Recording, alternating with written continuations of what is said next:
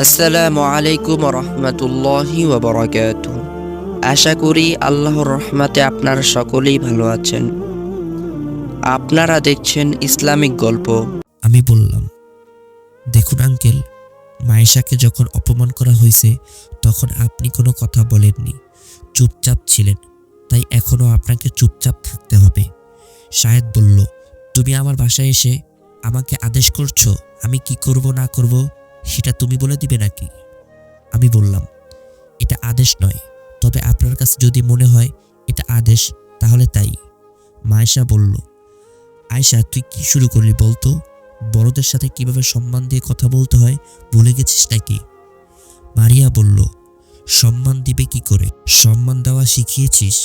তুই যেমন বেয়াদব তেমনই তোর বোনের মেয়েটাও বেয়াদব। আমি বললাম, সম্মান কেবল তাদেরই প্রাপ্য যারা সম্মানের যোগ্য। সম্মান পেতে চাইলে আগে দিতে হয়। বেয়াদবের মতো ভাষা বলছেন আপনি, আর বেয়াদব বলছেন অন্যজনকে। অবশ্য যে যা সে অন্যকে তাই ভাবে। শাহেদ বলল, আয়শা তুমি কিন্তু বেশি বাড়াবাড়ি করছো। মেহমান হয়ে আসছো, মেহমান হয়েই থাকো, না হলে। আমি বললাম, না হলে কি? হ্যাঁ, কি করবেন আপনি? আপনাকে আমি চুপ করে থাকতে বলেছি, চুপ করে থাকুন। শাহেদ বলল, আমি তোমার কথা মানতে বাধ্য নই। আমি বললাম, আমার কথা মানতে তো আপনাকে হবেই হবে। যদি আমার কথা না শোনেন তাহলে আপনার বাবা মার কাছে সব তথ্য পাঠিয়ে দেব, তখন বুঝবেন কত ধানে কত চাল। আমার কথা শুনে শাহেদ আঙ্কেলের মুখ ফ্যাকাশে হয়ে গেল। তারপর আমতা আমতা করে শাহেদ আঙ্কেলে বলল, তথ্য পাঠিয়ে দিলে কি হবে? হ্যাঁ, আমি আমার বাবা মাকে ভয় পাই নাকি? আমি বললাম, ও আচ্ছা, ভয় পান না? শাহেদ বলল, না ভয় পাই না। আমি বললাম, ওকে, আমি তাহলে ফোন করে সব বলে দিই। মারিয়া মায়েশার কানের কাছে গিয়ে বলল, মায়েশা, তোর বোনের মেয়ের ভালো চাইলে ওকে সাবধান কর। যদি বেশি বাড়াবাড়ি করে তাহলে এর ফল কিন্তু খুব খারাপ হবে। মায়েশা বলল, আয়শা তুই উপরে চল। কথাটা বলি আন্টি আমার হাত ধরে টানতে টানতে উপরে নিয়ে যেতে লাগলো। আমি বললাম, আরে ছাড় আমাকে, আমি উপরে যাব না, হাতটা ছাড় বলছি। মায়েশা আমার কোনো কথা শুনল না, সোজা রুমে নিয়ে চলে আসলো। মায়েশা বলল, তোকে নিষেধ করিনি ঝামেলা না করতে? আমি বললাম, ঝামেলা কি আমি করছি? ওরা একটার পর একটা অন্যায় করবে আর সেটা সহ্য করতে হবে। মায়েশা বলল, হ্যাঁ সহ্য করতে হবে। আমি বললাম, পারবো না আমি সবকিছু মুখ বুজে সহ্য করতে। মায়েশা বলল, দেব এক চর, বেশি বেশি কথা শিখেছিস না, ছোট ছোটর মতো থাক। আমি বললাম, আমি ছোট হলেও অবুঝ না। মারিয়া তোর সাথে এত বাজে ব্যবহার করছে আর আমি সেটা চুপচাপ দেখব? অসম্ভব, আমি কিছুতেই এসব মেনে নেব না। মায়েশা বলল, আয়শা প্লিজ বোঝার চেষ্টা কর, মারিয়া খুব খারাপ মেয়ে, ওর সঙ্গে লাগতে যাস না, ও তোর ক্ষতি করবে। আমি বললাম, আল্লাহ সহায় থাকলে কেউ কোনো ক্ষতি করতে পারবে না। মায়েশা বলল, আয়শা তুই কোনো ঝামেলা করিস না। আমি বললাম, চুপ কর, দয়া করে বোঝাতে আসিস না আমায়। আর হ্যাঁ, তুই আমার কাছে এসব গোপন করেছিলি কেন? মায়েশা কিছুটা অবাক হয়ে বলল, কি গোপন করছি? আমি বললাম, মারিয়া যে তোকে তুই তুকারি করে এত বাজে ব্যবহার করে সেটা আমার কাছে গোপন করছিলি কেন? মায়েশা বলল, অনেক রাত হয়েছে, ঘুমাতো। আমি বললাম, না ঘুমাবো না, আগে আমার প্রশ্নের উত্তর দে। মায়েশা বলল, তোর রাগ অনেক বেশি, সবকিছু শুনলে তুই রেগে গিয়ে ঝামেলা বাঁধাবি, তাই সব কথা বলিনি। প্লিজ তোকে আবারও রিকোয়েস্ট করছি, মারিয়ার সাথে ঝামেলা করতে যাস না। আমরা কথা বলছিলাম, ঠিক তখনই মারিয়া এসে প্রবেশ করলো আমাদের রুমে। মারিয়া বলল, মায়েশা আমি তোর বোনের মেয়ের সাথে একা কথা বলতে চাই, তুই একটু বাইরে যা। মারিয়ার কথা শুনে মায়েশা অবাক হয়ে তাকিয়ে আছে। মায়েশা মনে মনে বলল, মারিয়ার কাছে আয়শাকে একা রেখে যাওয়া কি ঠিক হবে? মারিয়া যদি ওর কোনো ক্ষতি করে দেয়? আমি বুঝতে পারলাম মায়েশা ভয় পাচ্ছে, তাই মায়েশাকে একটু সাইডে নিয়ে গিয়ে বললাম, তুই ভয় করিস না, এই মেয়ে এভাবে প্রকাশ্যে আমার কোনো ক্ষতি করবে না, তুই বাইরে যা। মায়েশা বলল, কিন্তু? আমি বললাম, কোনো কিন্তু টিন্তু না, বাইরে যা তুই। কথাটা বলেই মায়েশাকে এক প্রকার জোর করেই রুম থেকে বের করে দিলাম। তারপর মোবাইল টিপাটিপি করতে করতে মারিয়াকে বললাম, বলেন কি বলতে চান?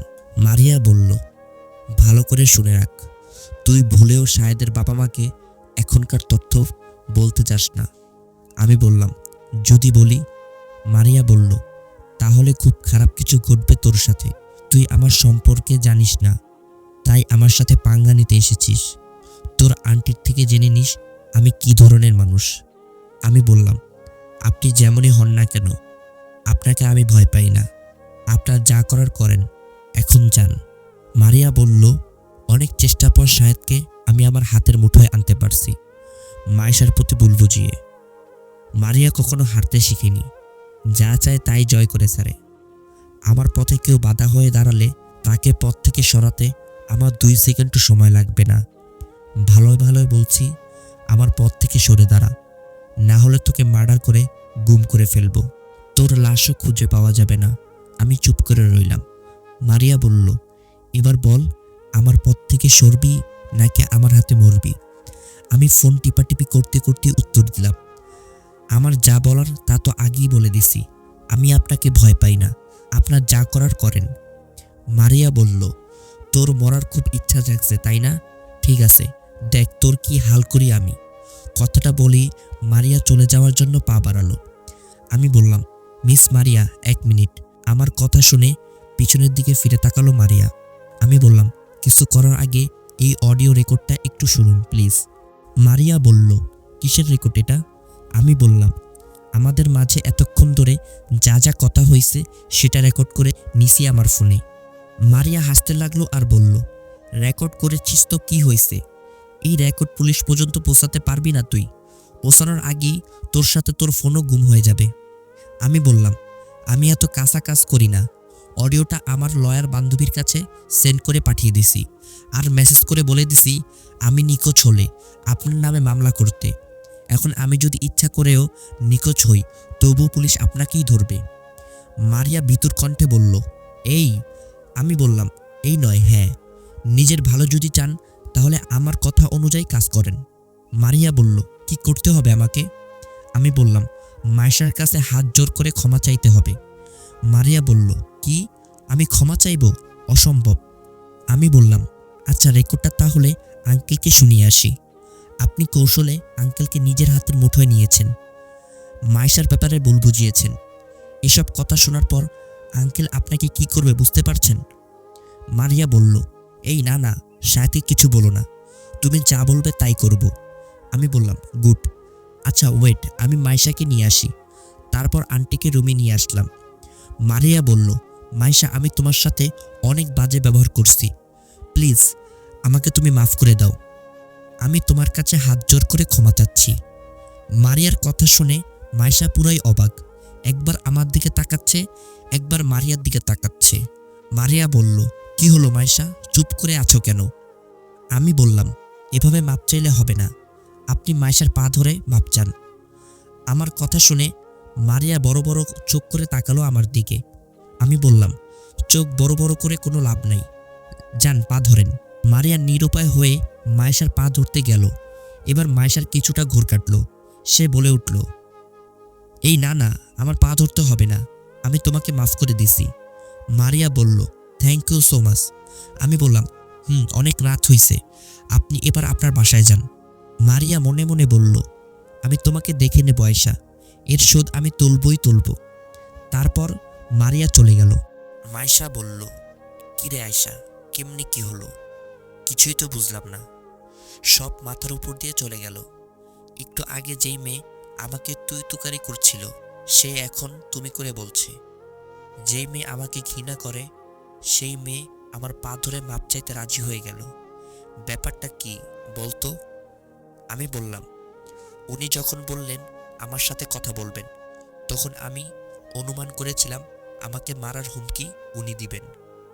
তাই কথা বলার পূর্বে আমার ফোনে রেকর্ডটা অন করে রেখেছিলাম। মারিয়ার সাথে কি কি কথা হলো সবকিছু মাইশা আন্টিকে বললাম।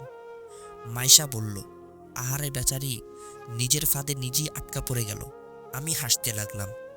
তারপর বললাম, আচ্ছা তুই ঘুমা, আমি আমার লয়ার বান্ধবী মিমের সাথে একটু কথা বলে আসি। আমি মিমকে কল দিলাম। মিম বলল, আসসালামু আলাইকুম। বা আয়শা, তুই তো দারুণ একখানা কাজ করেছিস, এবার রেকর্ডটা আঙ্কেলকে শুনিয়ে দে, তাহলে আন্টির প্রতি আঙ্কেলের ভুলটা ভেঙে যাবে, আর ডিভোর্সটাও হবে না। এক নিঃশ্বাসে কথাগুলো বলে শেষ করলো মিম। আমি বললাম, ওয়ালাইকুম আসসালাম। না, আঙ্কেলকে আমি রেকর্ডটা শোনাবো না। মিম অবাক হয়ে প্রশ্ন করলো, কি, রেকর্ডটা শোনাবি না? আমি বললাম, না শোনাবো না। মিম বলল, কিন্তু কেন? আমি বললাম, যে লোকটা এতদিন একসাথে থাকার পরও তার স্ত্রীকে চিনতে পারেনি, যার কাছে নিজের স্ত্রীর চেয়ে বন্ধুরাই সব, যে লোক নিজের স্ত্রীকে সম্মান দিতে জানে না, তার কাছে এসব প্রুফ দেওয়ার কোনো রকম ইচ্ছে আমার নাই। মিম বলল, তাহলে তুই চাস আন্টিদের ডিভোর্স হোক? আমি বললাম, হ্যাঁ আবার না। মিম বলল, মানে? আমি বললাম, মানে হচ্ছে আঙ্কেল যদি ভুলের মধ্য থেকে ডিভোর্স দিতে চায় তাহলে ডিভোর্সের ব্যবস্থা করব, আর উনি যদি ভুলটা বুঝতে পারেন মাইশা কেমন মেয়ে সেটা যদি উপলব্ধি করতে পেরে ডিভোর্স না চায় তাহলে না। মিম বলল, তার মানে তুই চাস না উনি কারো মাধ্যমে ভুলের মধ্য থেকে বের হোক, তুই চাস উনি নিজ থেকে ওনার ভুলটা উপলব্ধি করুক? আমি বললাম, মিম বলল, এটা কিন্তু ঠিক হবে না। আমি বললাম, কেন? মিম বলল, তুই কি চাস না তোর আন্টির সত্য ভালোবাসা মিথ্যা ভালোবাসার কাছে জয়ী হোক? আমি বললাম, হ্যাঁ চাই, কিন্তু। মিম বলল, কোনো কিন্তু টিন্তু না। শোন আয়েশা, পৃথিবীর সব মানুষ একরকম না, প্রতিটি মানুষের চিন্তাধারা ভিন্ন। কেউ এমন আছে যারা ভুল করার পরে বুঝতে পারে, আবার কেউ আছে ভুল করে বুঝতে পারে না। যখন অন্য কেউ তার ভুলটা ধরিয়ে দেয় তখন বুঝতে পারে। আর কিছু লোক আছে যারা ভুল করলে তো বোঝে না, অন্য কেউ ভুলটা ধরে দিলেও বোঝে না। আমার মনে হয় কি, আঙ্কেলকে একটা সুযোগ দেওয়া দরকার। তুই প্লিজ ওনার ভুলটা একবার ধরিয়ে দে। আমি বললাম, কথাটা মন্দ বলিসনি। আচ্ছা, সকালে এসব নিয়ে আঙ্কেলের সাথে কথা বলবো। অনেক রাত হয়েছে, ঘুমা এখন, রাখি। আসসালামু আলাইকুম। মিম বলল, ওয়ালাইকুম আসসালাম। কলটা কেটে দিয়ে ঘুমিয়ে পড়লাম। ফজরে আন্টির ডাকে ঘুম ভাঙল।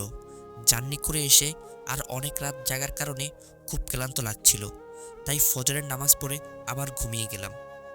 ঘুম ভাঙল সকাল 9:30টার দিকে। ঘুম থেকে উঠে ফ্রেশ হয়ে নিচে নেমে আসলাম। মাইশা বলল, ঘুম ভাঙল? আমি বললাম, আঙ্কেল কোথায়? মাইশা বলল, উনি তো অফিসে চলে গেছেন। আমি বললাম, ও অফিসে চলে গেছেন? মাইশা বলল, কেন বলতো, ওনাকে কি করবি? আমি বললাম, কাল আমার আর মারিয়া আন্টির যে কথা হয়েছে সেটা শোনাতাম, উনি যে কত বড় ভুলের মাঝে আছে সেই ভুলটা ভেঙে দিতাম। ইস, আঙ্কেল যাওয়ার আগে যদি আমাকে ডাক দিতিস। মাইশা বলল, আচ্ছা রাতে আসতে বলিস, এখন চল নাস্তাটা খেয়ে নে। আমি বললাম, চলো। রাতে মাইশা আর আমি ইশারের নামাজ পড়ে বসে বসে গল্প করছিলাম। এমন সময় কলিং বেল বেজে উঠল। মাইশা গিয়ে দরজা খুলে দিতেই আঙ্কেল ভিতরে প্রবেশ করলেন। আঙ্কেল বাসার ভিতরে ঢুকে সোজা উপরে চলে গেলেন। তারপর কাপড় চেঞ্জ করে ফ্রেশ হয়ে আমাদের কাছে আসলেন। শাহেদ বলল, তোমরা দুজন কোর্টে চলে যাবে। মাইশা কিছুটা অবাক হয়ে বলল, কোর্টে যাব মানে? শাহেদ বলল, কাল তোমাকে ডিভোর্স দিয়ে মারিয়াকে বিয়ে করব। আমি আর মারিয়া চলে যাব, তোমরাও সময় মতো পৌঁছে যেও। আঙ্কেলের মুখে কথাটা শুনে দুজনেই চমকে উঠলাম। কত সহজে কথাগুলো উনি বলে ফেললেন। কি করে পারলেন এত কঠিন কথাটা এত সহজভাবে বলতে? ওনার কি একটু কষ্ট হলো না? কেন কষ্ট হবে? উনি তো আন্টিকে ভালোই বাসেনি। ওনার তো মারিয়ার মতো মেয়ে পছন্দ। মাইশার মতো মেয়ে ওনার কাছে অসহ্য মনে হয়। কাল থেকে মাইশা নামের বোঝা থেকে উনি মুক্ত। এখানে ওনার কষ্ট পাওয়ার কোনো প্রশ্নই ওঠে না। উনি মহা খুশি, তাই তো এত সহজে কথাগুলো বলতে পেরেছেন। কথাগুলো মনে মনে বললাম। তারপর আমি বললাম, কাল ডিভোর্স দেবেন মানে? ডিভোর্সের কাগজপত্র কিছুই তো রেডি করা হয়নি। আর তাছাড়া আপনার বাবা মা বিদেশে আছেন, আগে ওনারা আসুক। শাহেদ বলল, কাগজপত্র সব রেডি হয়ে গেছে, আর আমি চাই আমার বাবা মা আসার আগেই মাইশা এই বাড়ি ছেড়ে চলে যাক। আমি বললাম, বুঝলাম, কিন্তু আঙ্কেল আপনাকে আমার কিছু বলার আছে। শাহেদ বলল, আমি আর কোনো কথা শুনতে চাই না, আমি খুব ক্লান্ত, ঘুমাবো, গুড নাইট। আমাকে কোনো কিছু বলার সুযোগ না দিয়ে আঙ্কেল ওনার রুমে চলে গেলেন। মাইশা সারা রাত ঘুমালো না, নামাজ পড়ে কোরআন পড়ে আর কান্নাকাটি করে কাটিয়ে দিল। সকালে ভাইয়াদের ফোন করে ডেকে নিলাম। তারপর আমরা সবাই মিলে কোর্টে যাওয়ার জন্য রওনা হলাম। কি থেকে কি ঘটে গেল, এত বড় একটা প্রুফ থেকেও সত্যটা প্রমাণ করতে পারলাম না। হেরে গেলাম মারিয়ার কাছে, হেরে গেলাম মিথ্যার কাছে। গাড়িতে বসে কথাগুলো মনে মনে ভাবছে মাইশা।